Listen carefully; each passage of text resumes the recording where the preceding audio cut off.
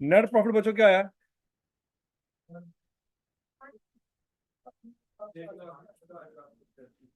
109486, यही आया।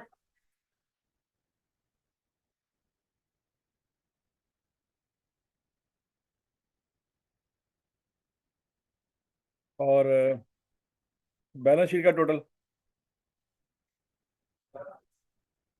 2,83,100। मैच कर गया जी। और 7.3 का प्रॉफिट क्या आया था? 7.3 का प्रॉफिट।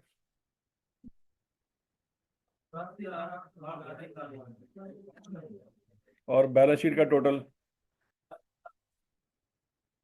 95906। ठीक हो गया। और बच्चों 7.2 का प्रॉफिट 64558। और यहाँ पे टोटल बैलेंस शीट का, ठीक है जी। तो बच्चों जो बच्चे घर जाके अकाउंटिंग कर रहे हैं उनको अकाउंटिंग में कोई मसला नहीं आएगा।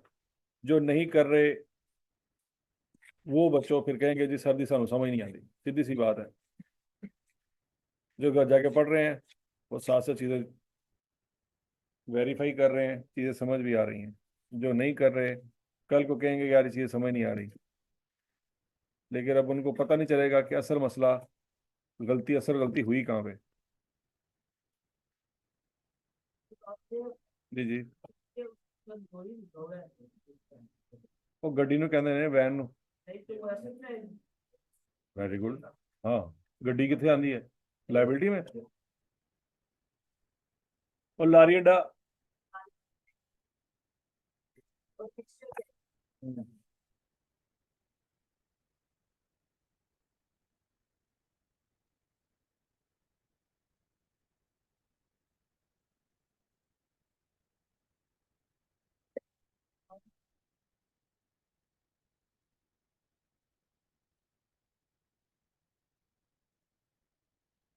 अच्छा जी बच्चों,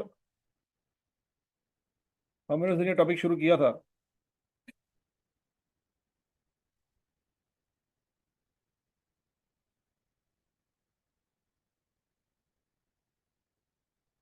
ये समझ आ गया था सबको?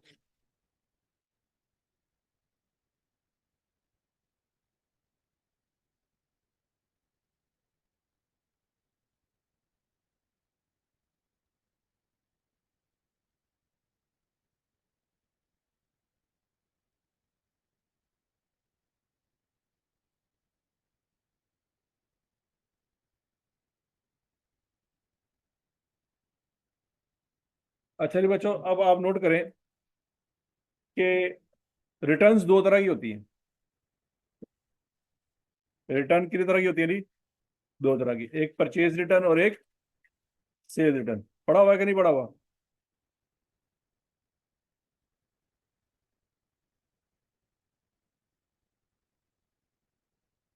रिटर्न दो तरह की होती हैं। एक है परचेज रिटर्न और एक है सेल्स रिटर्न।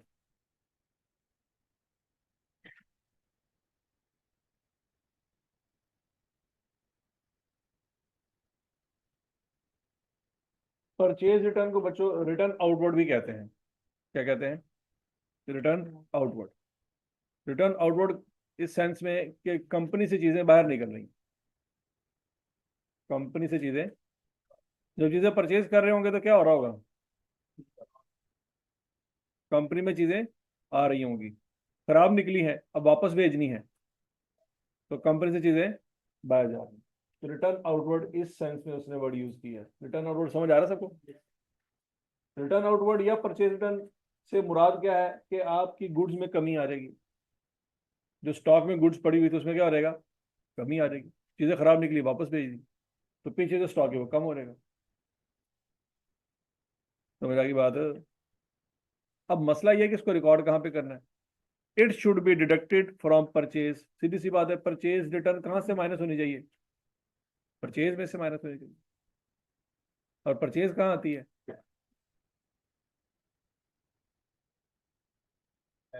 परचेज कहाँ पे लिखते हैं? Debit side. फाइनेंशियल स्टेटमेंट में कहाँ पे लिखते हैं? सेल में से, तो उसके नीचे से परचेज रिटर्न आ रहेंगी।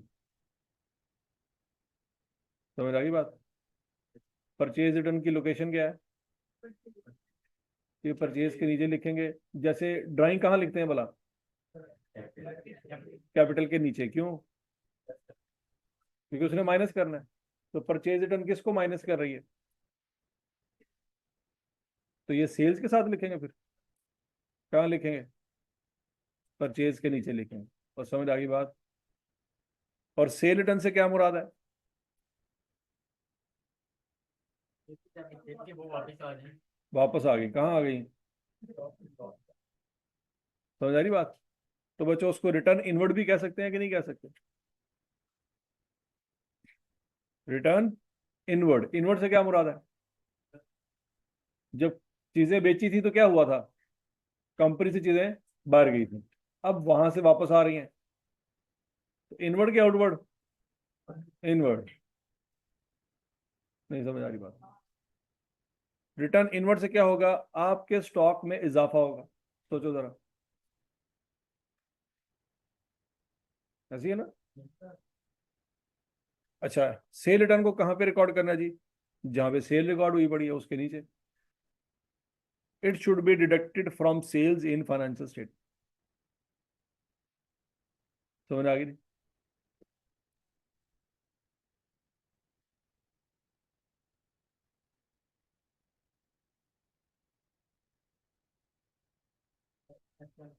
Financial statement.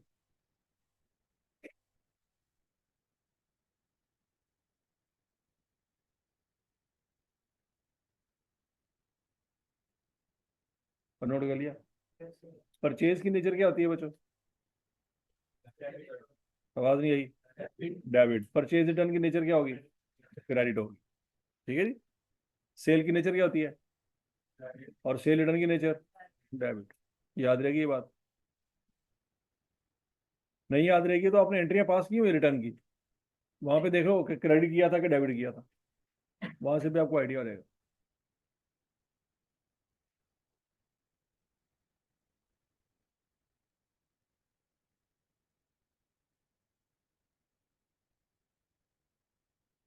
और नोट कर लिया सबने? ये क्या नाम है, कॉम्प्रिहेंसिव इनकम स्टेटमेंट बनाते हैं हम, डेबिट क्या लिखेंगे? नहीं नहीं, प्लस माइनस कर तो रहे हैं। तो क्लियर सबको? अब बच्चों ये नोट कर लिया सबने? ये इसमें अभी कुछ रहता है? कर लिया नोट? अब बच्चों उसके बाद आ गया जी carriage. Carriage means transportation. Carriage means transportation. अब बच्चों ट्रांसपोर्टेशन का खर्चा दो सूरतों में पड़ सकता है। देखो, आपने मोबाइल लेना है तो आप कहाँ जाएंगे मोबाइल लेने के लिए? मार्केट में। तो जो ट्रांसपोर्टेशन का खर्चा आएगा वो मार्केट का दुकानदार पे करेगा। कौन पे करेगा? हम पे करेंगे। तो मोबाइल लेने जा रहे हैं तो खर्चा भी हम पे करेंगे। अच्छा, अब आपने मोबाइल बेचना है तो कहाँ जाएंगे? उसी मार्केट में जाएंगे। तो ट्रांसपोर्टेशन का खर्चा वो भी हम उठाएंगे। नहीं समझ आ रही? दोनों सूरतों में खर्चा हमें ही पड़ रहा है। मोबाइल लेने के खर्चा हमें पड़ा, मोबाइल बेचने के तो भी खर्चा हमें ही पड़ा। तो दोनों सूरतों में खर्चा है या एक सूरत में इनकम है? और बोलो तो सही। दोनों सूरतों में खर्चा है। ऐसा नहीं है कि जब मोबाइल लेने गए तो खर्चा है, मोबाइल बेचने गए तो इनकम है। दोनों सूरतों में खर्चा है। और पॉइंट समझ आ गया? क्योंकि दोनों सूरतों में आपको जो है वो ट्रांसपोर्टेशन का खर्चा पड़ेगा। तो आपने ही पे करना है, दुकानदार ने पे कोई नहीं करना।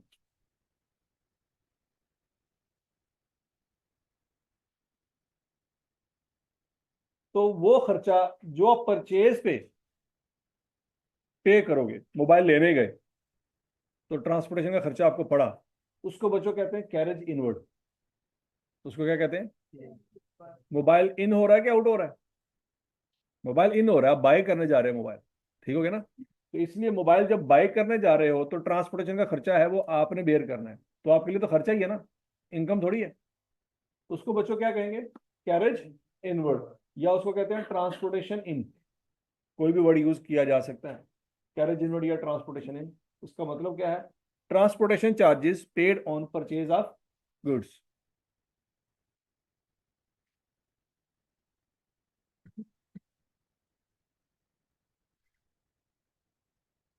Transportation charges paid on purchase of goods.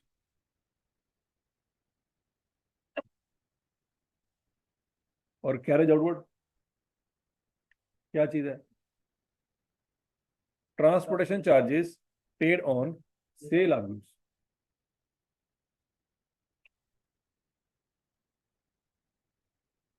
ये जो घर बैठ के आप पिज्जा मंगवाते हो, तो जो बंदा पिज्जा लेके आता है उसकी बाइक में पेट्रोल आप डलवाते हो। समझ आ रही कि नहीं आ रही। तो जो बंदा चीजें बेच रहा है, ट्रांसपोर्टेशन का खर्चा भी वही उठा रहा है, आप नहीं उठा रहे। नहीं समझ आ रही बात।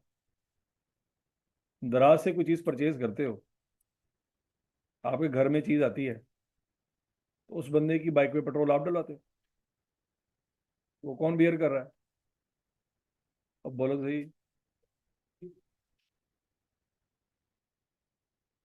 क्या, हाँ बिल्कुल।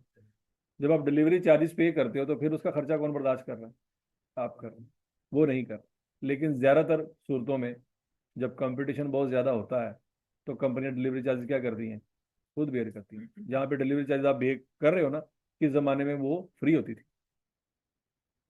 बात सुन लीजिए, वही कंपनी जो आज आपसे डिलीवरी चार्जेस ले रही है, उसको पता लग गया कि सर्वाइवल मुश्किल है, कि डिलीवरी कॉस्ट भी हम बेयर करें, स्पेशली उस वक्त जब पेट्रोल 300 रुपये का। उस वक्त डिलीवरी फ्री थी जब पेट्रोल 100 रुपये का था।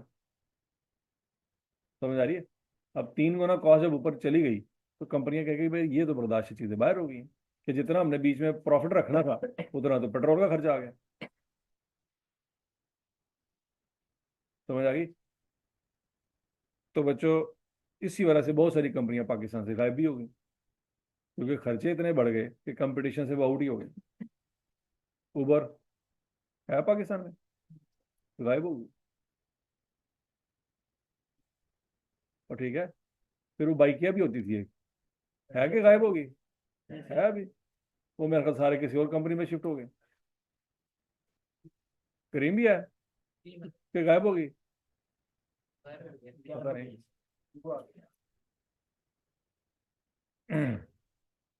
ठीक है जी। किसी जमाने में वारिद होता था, गायब हो गया। फिर वो टेलीनॉर भी होता था, मैंने सुना है। टेलीनॉर का पता है आपको, अभी भी होता है, वाकई।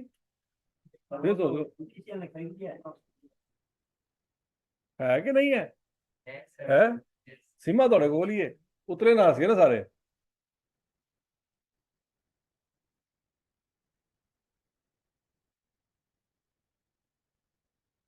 ठीक है जी। तो अगर कारोबार करने के खर्चे बढ़ जाएं तो दो ही सूरतें हो सकती हैं, या तो खर्चे आप डाल दो कस्टमर पे, या खुद बेयर करते करते कंपनी बंद कर। समझ आ रही बात। या तो खर्चे कस्टमर पे डालो, सर्वाइव कर जाओ, कस्टमर की नजरों में बुरे बन जाओ। कस्टमर कहेंगे यार तुम आए खर्चा भी सानू पा लेता है, तुझे सानू पा लेता है। या फिर यह है कि वो खुद ही बर्दाश्त करो, अल्टीमेटली वाइंड अप कर लो सारा कुछ। तो यही हुआ कंपनियों के साथ, कंपटीशन में कस्टमर को रिलीफ देते देते देते देते खुद कंपनियां डूब गई और अल्टीमेटली आउट हो गई। समझ आ गई बात। तो बहरहाल, कैरेज इनवर्ड और कैरेज आउटवर्ड, कैरेज इनवर्ड किसको कहते हैं बच्चों, और कैरेज आउटवर्ड, क्या कैरेज इनवर्ड इनकम है, क्या है, और कैरेज आउटवर्ड वो भी, दोनों एक्सपेंस है। ये बात याद रखनी, ऐसा ना हो कि आप समझे सर अगर एक एक्सपेंस है तो दूसरा तो इनकम होगा, नहीं। दोनों सूरतों में खर्चा आपको पड़ रहा है। समझ आ रही बात। तो कैरेज इनवर्ड भी और कैरेज आउटवर्ड भी। अच्छा, कैरेज इनवर्ड चूंकि परचेज पे पड़ रहा है बच्चों, तो ये हम परचेज के नीचे लिखेंगे। कैरेज इनवर्ड, इनवर्ड से क्या मुराद है? चीज हमारे पास आ रही है, गुड्स कंपनी के अंदर आ रही है, तो वो परचेज होगी कि सेल होगी? तो कैरेज इनवर्ड वो खर्चा है जो परचेज पे कर रहे हैं, तो वो खर्चा परचेज के नीचे ऐड होना चाहिए। समझ आ गई? और कैरेज आउटवर्ड वो खर्चा है जो किस पे पड़ रहा है? सेल पे पड़ रहा है, तो वो खर्चा कहाँ होना चाहिए? हाँ जी,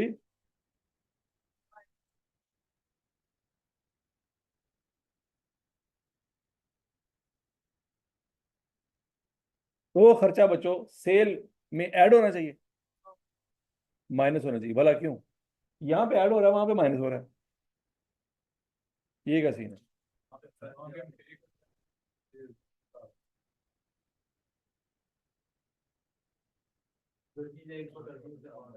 यहाँ पे ऐड करें, वहां पे माइनस कर रहे हैं, क्यों? हालांकि दोनों सूरतों में खर्चा है। वहाँ पे हम रहता देते हैं, वहाँ पे सेल की जो चीजें होती हैं वो उनके अंदर ही ऐड कर देता है। यहाँ पर हम पे करते हैं, वहाँ पे कस्टमर पे करता है। यहाँ पे हम पे करते हैं, वहां पे कस्टमर पे करता है।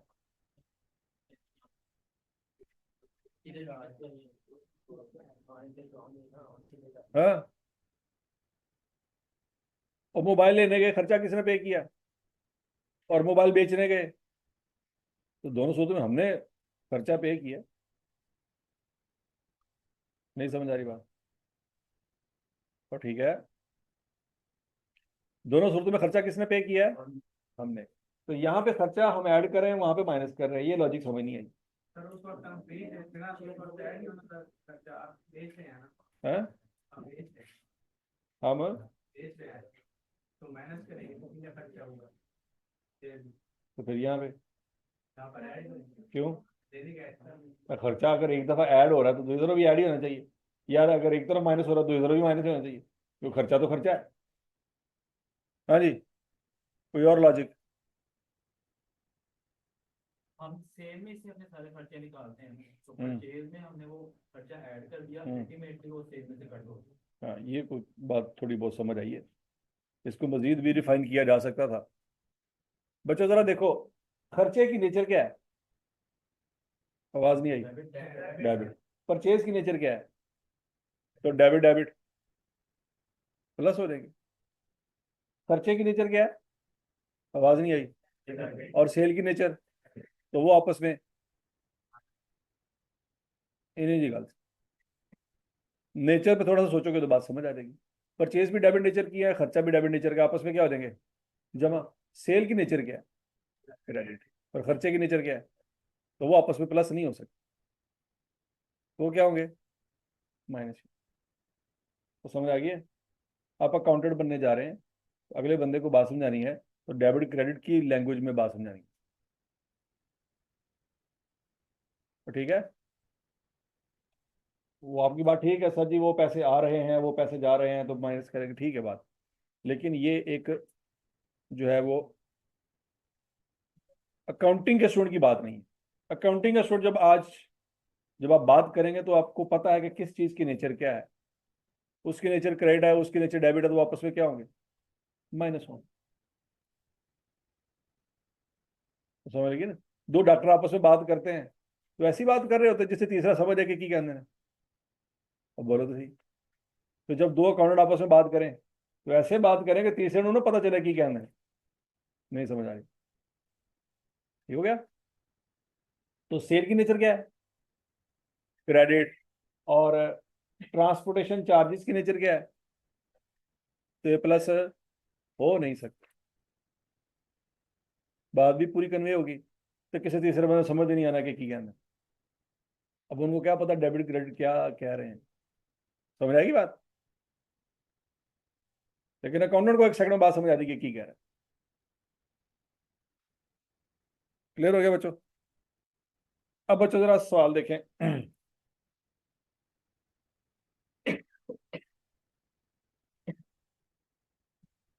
9.1।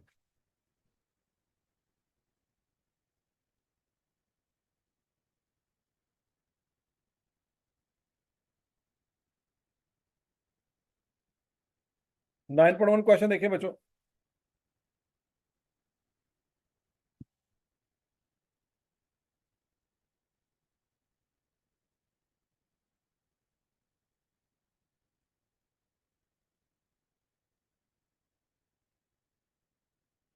सॉरी, ये सेल नहीं आना यहाँ पे बच्चों, यहाँ पे ग्रॉस प्रॉफिट ही आना है।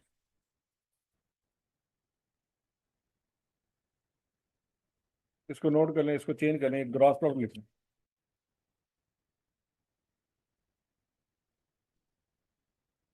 अच्छा, प्रॉफिट की नेचर क्या होती है? प्रॉफिट की नेचर क्या होती है? क्रेडिट होती है। कैसे भला, सोचो। सेल की वैल्यू बड़ी होती है तो उसकी नेचर क्या होती है? क्रेडिट। कॉस्ट ऑफ सेल की वैल्यू छोटी होती है और उसकी नेचर क्या होती है? डेबिट। तो जो आंसर आएगा ग्रॉस प्रॉफिट, उसकी नेचर क्या होगी? क्रेडिट होगी। तो जो ट्रांसपोर्टेशन आउट है उसके खर्चे जो होंगे वो नीचे से क्या होंगे? माइनस होंगे।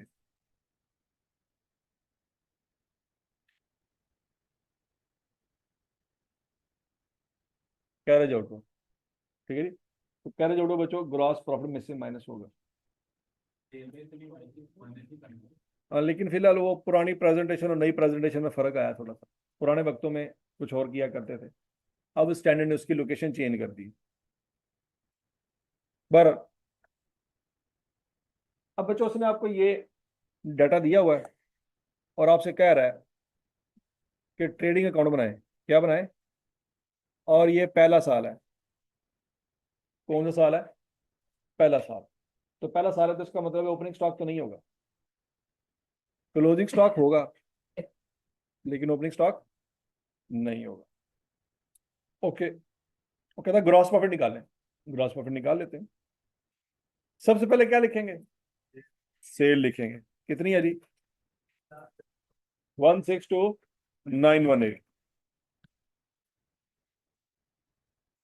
रीस्टेटमेंट। नहीं नहीं, मेरी बात सुने, हाँ लिख लें, आपको मसला नहीं है। लेकिन फिलहाल हमारा फोकस क्या है? ग्रॉस प्रॉफिट निकालना है। आप अपनी प्रेजेंटेशन को पूरा करना है वो करेंगे। मसला ये है कि आपको पूरा ट्रायल बैलेंस उसने नहीं दिया हुआ। पूरा ट्रायल उसने आपको नहीं दिया हुआ, एक ट्रायल का थोड़ा सा हिस्सा दिया हुआ। तो पूरी फाइनेंशियल स्टेटमेंट नहीं बना रहे, एक हिस्से पे फोकस कर रहे हैं। नहीं बात समझेगी? अच्छा जी। तो बच्चों बेसिकली है तो ये स्टेटमेंट ऑफ कॉम्प्रिहेंसिव इनकम का हिस्सा ऊपर हम लिख देंगे, स्टेटमेंट ऑफ कॉम्प्रिहेंसिव इनकम। अब ये किस बंदे का कारोबार है ये उसने बताया हुआ है। अब लिखना चाहे तो लिख सकते हैं, कोई मसला नहीं है। ठीक हो गया। लेकिन यहाँ पे फिलहाल हमारा फोकस पूरी फाइनेंशियल में बनाना नहीं है, ग्रॉस प्रॉफिट निकालना हमारा मकसद है। ओके। सबसे पहले बच्चों लिखेंगे सेल्स। सेल्स कितनी है? 162,918। उसमें से क्या माइनस करेंगे? और खोते हो, क्या माइनस करेंगे? आवाज नहीं आई। कॉस्ट ऑफ सेल माइनस करेंगे। क्या माइनस करेंगे? Cost of sale. लेकिन अगर कोई सेल्स रिटर्न है तो वो पहले माइनस होंगे। सवाल में कोई सेल्स रिटर्न नजर आ रही है आपको? अब सेल रिटर्न किसको कहते हैं? रिटर्न इनवर्ड को कि रिटर्न आउटवर्ड को? रिटर्न इनवर्ड को। ये बात याद रखनी है। दो दो नाम है, आई कैप कोई भी यूज कर सकता है। अब यहाँ पे सेल रिटर्न उसने नहीं लिखा तो आपको सोचना पड़ेगा कि सेल रिटर्न का दूसरा नाम क्या था। सेल्स रिटर्न में चीजें आती हैं कि जाती हैं? आती हैं, तो रिटर्न इनवर्ड। नहीं समझ आ रही बात? तो 1290। तो बच्चों सबसे पहले सेल्स में से क्या माइनस करेंगे? अगर रिटर्न इनवर्ड ना होती तो कॉस्ट ऑफ सेल ही माइनस होनी थी। लेकिन अब सवाल में रिटर्न इनवर्ड आ गई है। 7.1, 7.2, 7.3, 7.4 में ऐसी कोई बात थी नहीं, तो इसलिए यहाँ पे कुछ चीजें आई नहीं। अब कुछ और कंसेप्ट ऐड हो रहे हैं तो उससे आपकी स्टेटमेंट ऑफ कॉम्प्रिहेंसिव इनकम थोड़ी सी बड़ी हो जाएगी। अब वन बाय वन चीजें ऐड हो रही हैं उसमें। बात समझ आ रही है? बेसिक फॉर्मेट हमें समझ आ गया, तो उसमें जो नए नए कंसेप्ट आएंगे वो हम इनकारपोरेट करते जाएंगे। नहीं समझ आ रही बात? ठीक है जी। तो 7 चैप्टर वाली सीरीज में ऐसी कोई बात थी नहीं तो कोई मसला नहीं है। अब अगर बातें आ जाए तो क्या छोड़ देंगे? नहीं तो सबको चैप्टर चलनी पड़ी है। ठीक है। जो जो चीजें ऐड होती जा रही है उसको समझना हमने कहाँ कहाँ लिखनी। सेल में से अब क्या माइनस करेंगे बच्चों? Return inward. तो जब सेल में से सेल रिटर्न माइनस करेंगे तो फाइनल जो नेट सेल की फिगर होगी वो आपने दाएं तरफ लिख देनी है। क्या ये बात सबको समझ आ गई थी? तो 162,918 में से बच्चों 1290 माइनस करें, तो 161,628 ये क्या है वाला, ये आपकी नेट सेल है। लेकिन नेट सेल लिखने की जरूरत नहीं है, मतलब अन्य भी समझ आ रही है कि नेट सेल होनी है, नहीं समझ आ रही बात, उसको लिखने की जरूरत नहीं है, बस ठीक है नेट सेल पता लग गया हमें। लेकिन थोड़ी सी दाईं तरफ फाइनल कॉलम में आपने उसकी फिगर को लिख देना है। अब नेट सेल में से माइनस क्या होना है, cost of sale. Cost of sale में सबसे ऊपर क्या आता है, और खोते हो, सबसे ऊपर क्या आता है, ओपनिंग स्टॉक। अब इसमें नहीं है तो ज्यादा बात है, लेकिन फॉर्मेट के लिहाज से सबसे ऊपर क्या आता है, ओपनिंग स्टॉक। नहीं समझ आ रही, शॉर्टकट के चक्करों में जो कंसेप्ट है, जो फॉर्मेट है, उसको डिलीट ना मारो। सबसे पहले ओपनिंग स्टॉक ही आना है, इस सवाल में जीरो है ठीक है, लेकिन फॉर्मेट के मुताबिक क्या आना है, ओपनिंग स्टॉक आना। ठीक हो गया। अच्छा फिर क्या आना है, परचेज। परचेज कितनी है बच्चों, 121,437।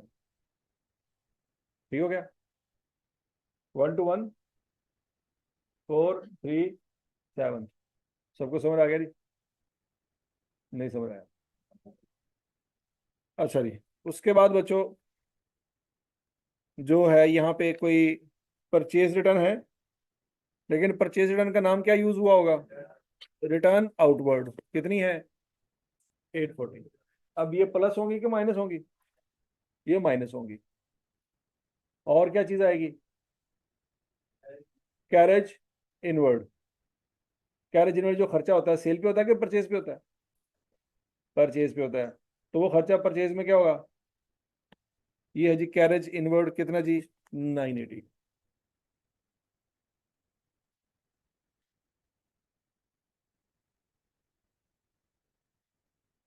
तो समझ आ गई बात है,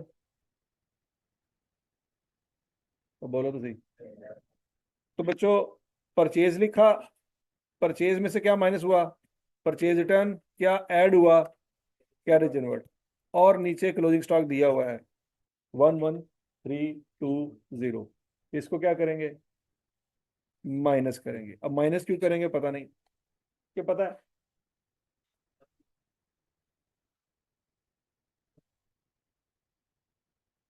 ठीक है जी, इसके ऊपर हमने कल बहस की है कि क्लोजिंग स्टॉक माइनस क्यों हो रहा है।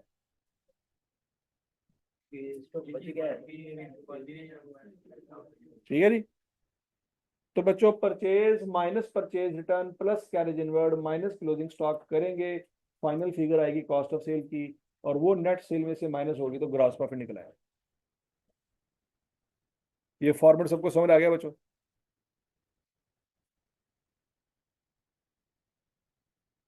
नहीं समझ आया? इसमें कोई चीज जो समझ ना आई हो तो बच्चों बता दें।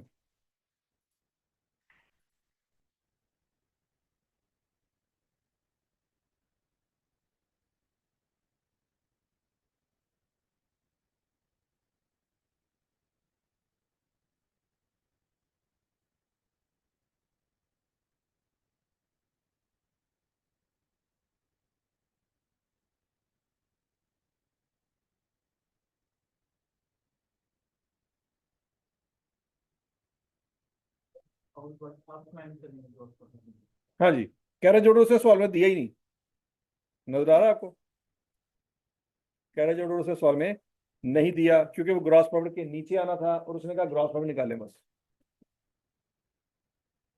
हजम शुद्ध।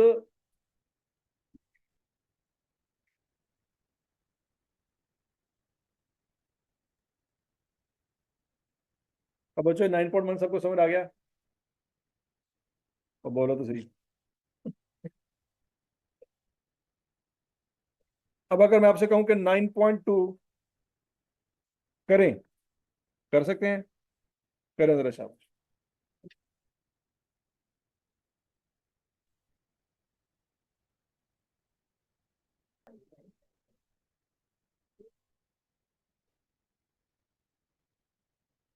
9.2 है,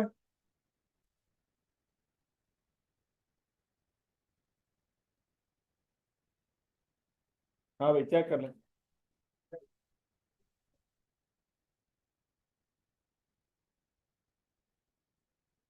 नेट सेल कितनी आई थी? 4,53,100। और कॉस्ट ऑफ सेल 3,24,780। इसमें से ये माइनस किया 1,28,320। हाँ भाई,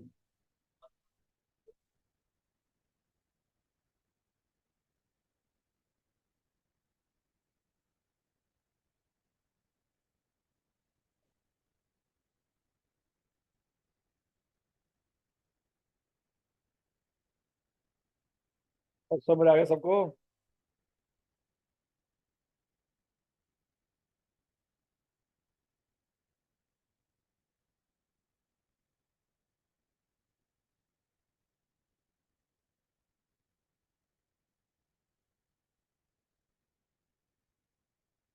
हाँ जी। कैसे, मतलब सवाल में नहीं है?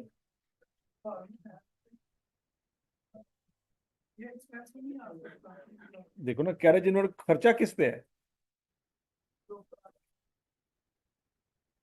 परचेज पे के सेल पे? तो वो परचेज के नीचे ही आएगा ना। एक चीज परचेज करने गए, उसको परचेज करते वक्त आपने एक जगह दूसरी जगह गए, रक्षा करवाया, 100 रुपया दिया रक्षे वाले को, फिर आपने 50,000 रुपये का मोबाइल लिया, तो आपको मोबाइल 50,000 का थोड़ी पड़ा है। तो पूछे मोबाइल कितने का पड़ा, तो आप कहेंगे 50,000। उसको पे किया दुकानदार को, 100 रुपया रक्षे वाले को दिया। तो मोबाइल की ट्रांजैक्शन में आपका खर्चा कितना हुआ? 50,100 हुआ। क्योंकि अगर मोबाइल परचेज ना करने जाते तो रक्षे वाले को 100 रुपया देते, तो झूठे लेना शौक है। नहीं, भाई रक्षे वाली खजल खुआरी आपने क्यों बर्दाश्त की? क्योंकि आपने दुकान पे जाना था। दुकान पे क्यों जाना था? मोबाइल लेने के लिए। तो मोबाइल लेते वक्त जो खर्चा भी आप बर्दाश्त करेंगे, वो मोबाइल की वजह से है। नहीं बात समझ आ रही? और बोलो तो सही। ठीक है। तो वो आपने उबर का खर्चा पे किया या रिक्शे वाले को खर्चा पे किया, कोई चीज परचेज करते वक्त, तो वो खर्चा कहाँ पे ऐड होना चाहिए?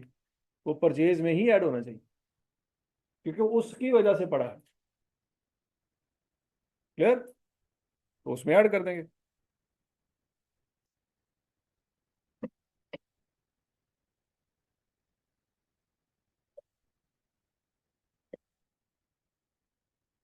और 9.2 हो गया। अब सुने बच्चों, ये 9.3 अब एक पूरा फुल फ्लेज क्वेश्चन है। क्या मतलब है? आपको एक पूरा ट्रायल बैलेंस दिया गया है, दोनों साइडें बराबर हैं, नीचे क्लोजिंग स्टॉक भी दिया गया है। क्या ये बात समझ आ रही है? अब इसमें जो एडिशनल चीजें आ रही हैं वो क्या है? Carriage inward, carriage outward, return inward, return outward, opening stock भी आ रहा है। ठीक है जी। चैप्टर नंबर 7 में ये चीजें नहीं थी, चैप्टर नंबर 9 में चीजें ऐड हो गई हैं। अब अगर आपको इनकम स्टेटमेंट बनानी पड़ जाए और बैलेंस शीट बनानी पड़ जाए, बना लेंगे। बस ये दो चीजें ऐड हुई हैं, कैरेज और रिटर्न्स। ठीक है।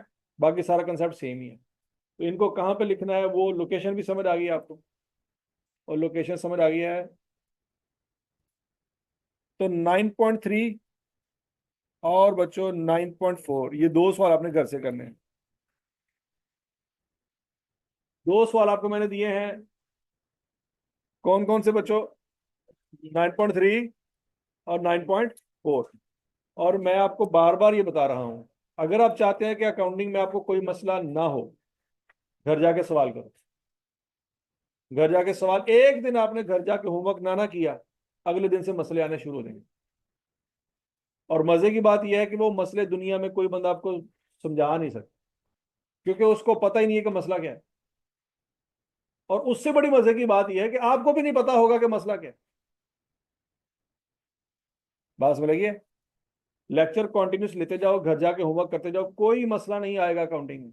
एक दिन लेक्चर छोड़ा, या लेक्चर तो ले लिया, घर जाके होमवर्क छोड़ा, अगले दिन से पंगे शुरू। तो ना आप किसी को समझा सकते हैं, और ना अगला बंदा आपके वो